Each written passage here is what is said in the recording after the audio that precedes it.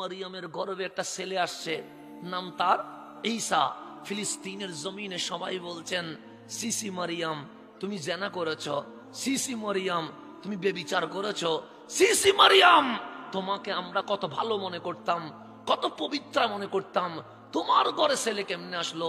মা মরিয়মের চোখ দিয়ে পানি বের হয়ে গেছে, যাই নামাজে সিজদায় লুটিয়ে গেছে, চোখের পানি জব জব করে পড়তে লাগলো।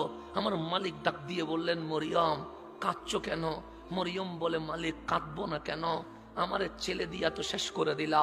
আল্লাহ বলি, কিরকম শেষ করে দিলাম? সে ফিলিস্তিনের মানুষ আমার মাসুমা বলতো, ফিলিস্তিনের মানুষ আমার তহেরা বলতো, কিন্তু আজ ঈসা আসার কারণে আমার জানিয়া বলছে, বেবিচারের তুহমত দিচ্ছে, আমার জেনাকারী বলছে। আমার আল্লাহ বলে কালকে কি বলছিল নাকি? সে বলে নাই, তো আজকে কেন বলে? সে ঈসা জন্ম নেওয়ার কারণে। আল্লাহ বলে, তোমার কারণে তোমারে কেউ জানিয়া বলে নাই, দর্শিতা বলে নাই। ঈসার কারণে যখন বলছে, তুমি টেনশন করছো কেন? ঈসারে মসজিদ আকসার বারান্দায় দুলনায় রেখে দাও, ঈসা কিভাবে দুনিয়ায় আসছে সেটা ঈসা জাতিকে বলে দিবে। একদিনে ছেলে কি কথা বলতে পারে? ১.৫ বছরের বাচ্চা কথা বলতে কিয়ামত হয়ে যায়। কয় বছরের?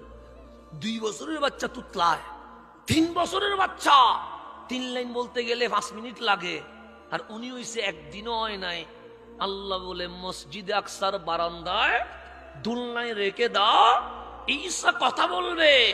মরিয়ম বলে, মালিক এটা কোনো কথা বলতেছো? মালিক বলে, কেন?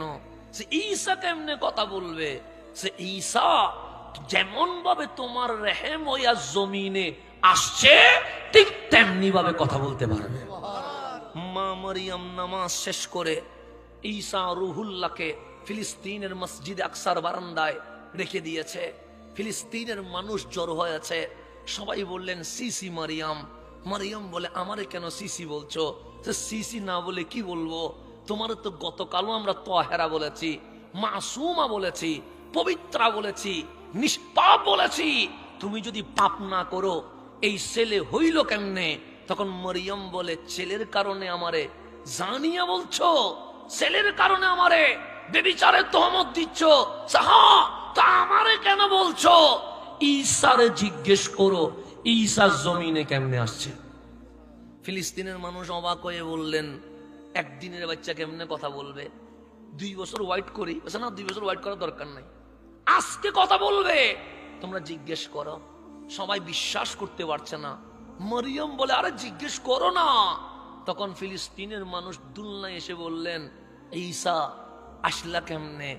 ঈসা দুলনা থেকে উত্তর দিচ্ছে, যেই আল্লাহ মা বাপ সারা আদম রে বানাইতে পারে, সেই আল্লাহ বাপ সারা মরিয়মের মাধ্যমে আমারে বানাই দিছে। ওনার নাম হয়ে গেছে রুহুল্লাহ, কুদরতুল্লাহ, আয়াতুল্লাহ, ওনার নাম হয়ে গেছে।